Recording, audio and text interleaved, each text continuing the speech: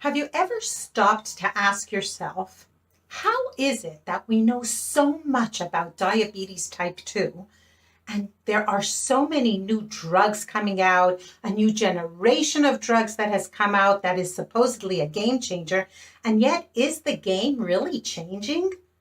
I mean, the statistics really with time are just getting worse. More people are getting sick. The sick people are getting sicker. The complications are getting, more frequent. And diabetes type 2 is such a huge cost to us on a personal and social level. I mean, if we talk about it just on a social level, the cost to to the health systems in the world, in the whole world, right? Days lost in people who are working, right, who have to retire early because of disabilities or take days off to go for treatments and doctor's visits and what have you. And it really, diabetes type 2 is something that people die earlier from and become disabled earlier from. And then when you talk about on an individual level, well, people with diabetes, especially once they start suffering from complications, their quality of life is so badly affected, and their families as well.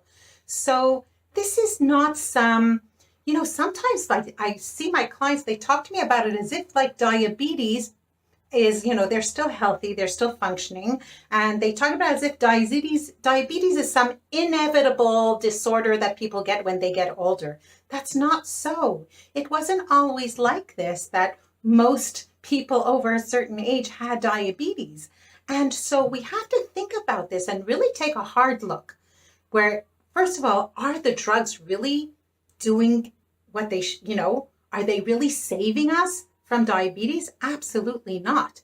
And we see that even people, for a few years, they'll take a drug and it'll work, and then they'll have to go on to the next drug because they go out of balance or their diabetes starts getting worse, so they start getting complications, and they go from drug to drug to drug, new drug to old drug to old drug to insulin, and things are just getting worse.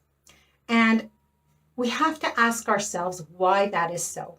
Why is it getting so much worse, even though we know so much, right? And there's so much that can be done when it comes to diabetes. And I think that the main reason is because we as a world society are treating diabetes type 2 as if the solution is only a matter of personal responsibility, which means that somebody who is at high risk for diabetes, for example, women with PCOS or women who had diabetes when they were pregnant, or men and women who have diabetes in the family, it runs in the family, or perhaps maybe their ethnicity is such, Black people. I know people here in Israel, people from Yemenite, right, who come from Yemen, have a higher risk of diabetes. So, all these people who have a high risk for developing diabetes type 2, it's like sort of this attitude towards them as well.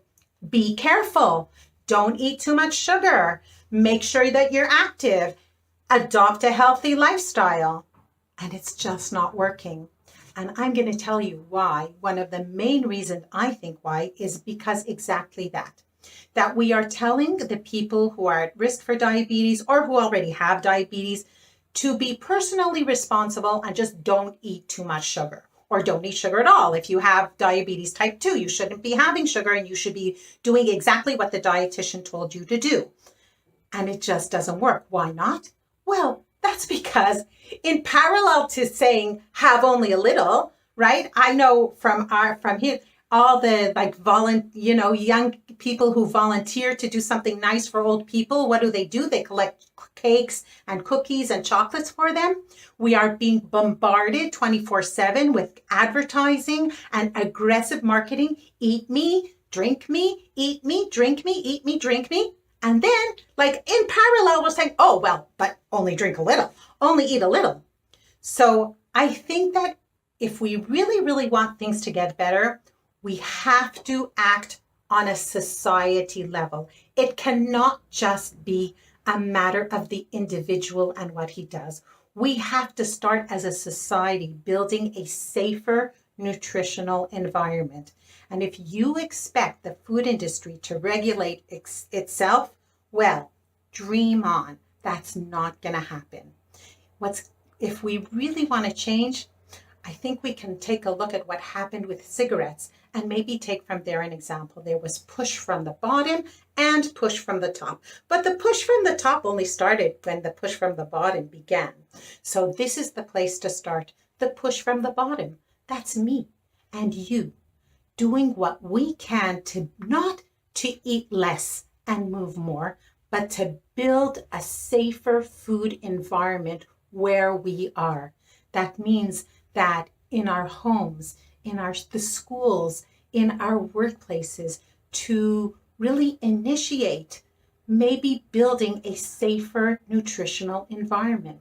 Maybe it means suggesting at work that cookies aren't out in the coffee corner, but maybe something else like apples or, carrot sticks or something else, or not have any food at the coffee and just, anybody who wants cookies can have them, but they should be like in a closet.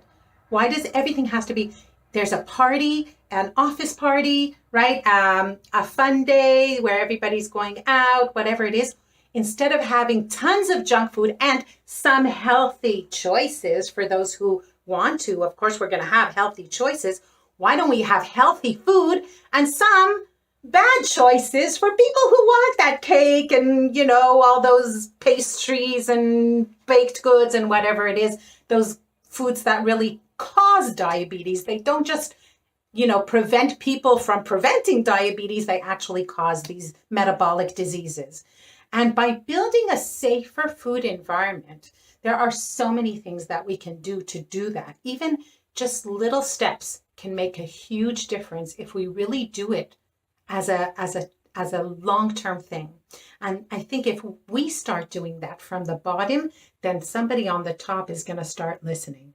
So this is my message to you. Think, how can you, or maybe you'd like to suggest here in the comments, how have you or could you build a safer food environment with less stimulation and messaging to eat these sugary, starchy, hyper-processed, diabetes-causing foods, right? How to lower the stimulation to eat me, drink me, eat me, drink me, and make it more easier, more accessible, more fun and attractive to eat real healthy food that will promote health for our bodies and our minds.